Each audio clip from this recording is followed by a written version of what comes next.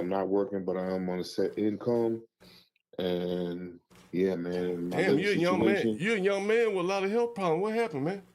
You took that Man, vax or listen, man, something? life's a bitch, man. Like, but You you took that can't. vax? You took that vaccine? No, hell no. Oh, but Oh, yeah, nah, what nah, I ain't happened, man? taking Like, if you don't mind me asking, man. diabetes, man. Diabetes. Oh So, shit. my mother was a drug fiend and a prostitute.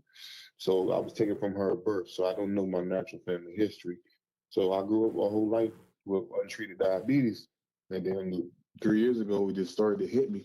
Motherfucker, damn, they Man, get killed. listen, I'm blessed. I'm blessed that you're a brother. You call me back, man. Every time I've been calling, it'd be a foreigner or someone else. You know what I'm saying? Like, you know what I mean? Not to be funny, but you know what I'm saying? This is good to be around your own. You feel me? Yeah, the foreigners don't be fucking with you like that. No, they do. They do. I'm just, you know what I'm saying? Like, I'm just saying for me, Right. you know what I'm saying? Right. When you make that initial call Yeah. and they hear, you know Yeah, what I'm you hear that saying? foreign They hear, voice. You know what I mean? Yeah, I know what you mean. Yeah. He sees you do these things. He sees you overcome difficulties. He sees you overcome tax problems. He watches you acquire property. He watches you bid and get properties and watch white folk cave into your abilities. He watches that for years. You die, he's ready to roll. But the man that's sleeping on the street has the same skills. He just hasn't had to practice. He hasn't had any damn body to lead him, to show him how talented he is. I agree. I do agree that there's no one to show these people. And the problem is that the talented blacks, they're gone, man. They're a bunch of damn phonies. You want to line them up and shoot them at I want you. I have some strong feelings. I want you to listen to this. And so here's a video. I played it for my channel, and I'm gonna bring it to New York. Because we're in Harlem. That's where you're now. A lot of Harlem rappers, right? A lot of Harlem rappers have made a lot of money. Unfortunately, right? And so what I want to do is I want to play this for you. This is a man in Philadelphia, and he's basically, you could say the same thing here in Harlem. Yeah, I'm not going to play it for the audience. They may be able to hear it, but they've heard this, but you'll be able to hear this. Realize, y'all, you know what I realize, y'all? That black people are some of the most dumbest people on the planet. You dig what I'm saying? Y'all see this shit right here? Like, here it is, right? They never had this cheesesteak spot. All of a sudden, the Italian people open up a cheesesteak spot and they getting paid. Black people, only thing we want to do is kill, manipulate, make fun of our own kind, misjudge, and all type of fuck shit. But here it is. Every time one of these Italian people open up a business, we patronize them and get them hundreds and hundreds of thousands of dollars. But we don't never patronize our fucking self. Why is it that y'all millionaires from Philly, or y'all niggas who made it from Philly, don't open up simple stores like this and give people jobs? Just because y'all selfish. Black people, we are selfish, ignorant, rude to each other, and that's some fucked up shit. Excuse my language. And so what he's saying, and we're gonna bring it to New York, is that this is a man said, just create something simple for us. The bodegas, the corner stores, so we can have jobs and we have places to go eat. So we don't have to go to the op. And op don't even know what the hell we saying, and it's a language, a culture barrier. And he said, why don't Meat Meals and all the Philly rappers do it? Every time I cut the internet on, I see 50-year-old Jim Jones. You know who Jim Jones is? No. You never heard of him? I don't think so. He's probably been around. He's probably been filming it right around here because I think I saw him filming at the. Isn't it a hamburger place across the street? Where's the Harlem Shakes? The burgers place. It's a couple of blocks north, and then one block south, east rather. Okay, it was about 125th.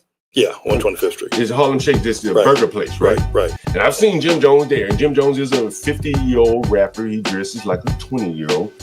Puffy's from Harlem. Yeah. Right. And Dipset, Cameron, all these people. Right. Are there any businesses run by these blacks? No. Not one. No, not one.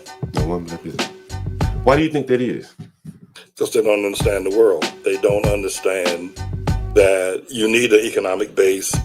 Like this fellow was saying, that the Italians come in and we patronize them. But those who get money, the blacks that have made it, don't understand. You need to be in your own neighborhood, and not that's a racist way, but you need to set up an economic base, and then we need to train each others how to run these various types of bit. We don't do that. We train each other how to be rappers, though. We do that.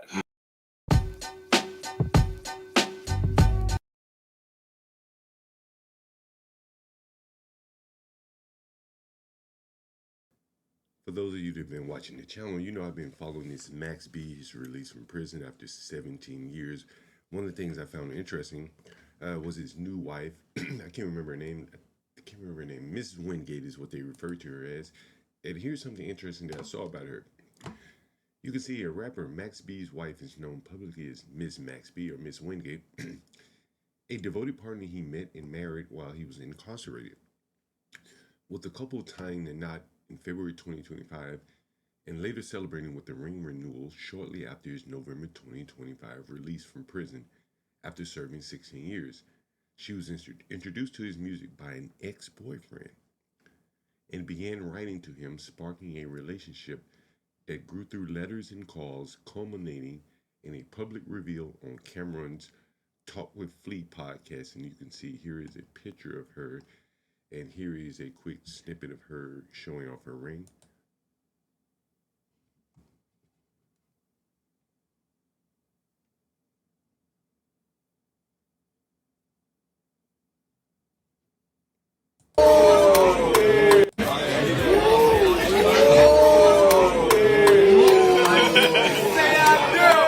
There's a bottle of Crown Royal on the table, by the way.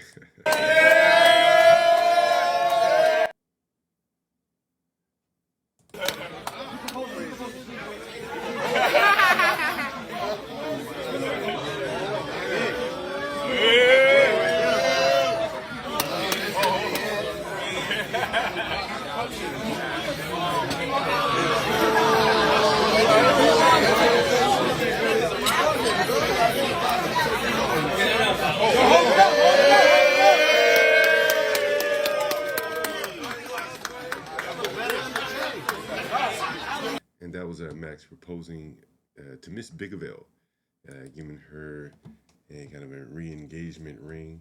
I think that's what they referred to it as.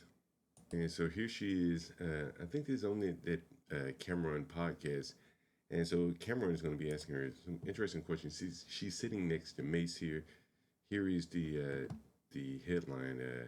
Max B's wife explains how she met him in prison and why she stuck around. And so let's take a look. Here's the first tab. Did you meet Max and what was it like? So I met him probably like 10 years ago. I Okay. wrote him, and it was just kind of like after reading his case. Right. So after I read his case, I felt like something in me I had to write. I don't know, like I was like compelled to write him, like not on, I don't know, more like I wanted to give him some type of faith or hope. Right. And I don't know, ever since I wrote him that first letter, we started talking, and then, you know, we got married in February. Right. And it's been hard. Right. There's times like, you know, there was a lot of times where I didn't want to stick around, Right. When did you meet Max and what was it like? but it was worth it. Tell me why. Why didn't you want to stick around? Cause listen, people that are on the outside have problems, you know, already, that are not in jail. Imagine the problems like somebody incarcerated and you can't really work through them like how a normal person would. Right. You know, like he can't call me when he wants to every time. So, you know, sometimes he would like be in the hole or something like that and I can't communicate with him. Right. So, but yeah. What made you not give up? Just our bond was, even though, so we wrote a lot through handwritten letters, so I feel like that, but it was worth it. Tell me why. I feel like that built our bond. And just like my faith, like I always knew he was gonna come home. So when I met him, he still had his 75 years. So That's real. yeah, so I already knew he was coming home. Like I get kind of emotional talking about it, That's but okay. yeah, but I knew he was coming home. I just didn't know when. Feel like that built our And this is now. And we've already seen that. That's the engagement. Again, this is a very interesting relationship. A man just coming home from prison, having formed a relationship with a woman while he was in prison who had an ex-boyfriend who actually introduced him to the Max B's music. So the relationship more or less formed by her affinity for his music. I don't know. It looks and sounds rather interesting to me. It's going to be interesting to see how this all works out. Once again, if you found this video interesting, make sure you hit the like, share, subscribe. Thanks for joining. I am John Galt, the Urban Landlord. Just off talking to you.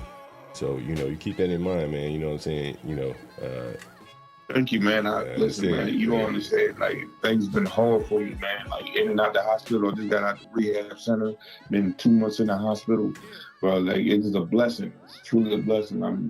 That's why I'm, you know what I'm saying? Like you say, it's at the top of my budget, but I'm going to make it work. So I appreciate you, bro. And that's why I call you one of the holy men, John. If you heard me give you credit for being one of the holy men,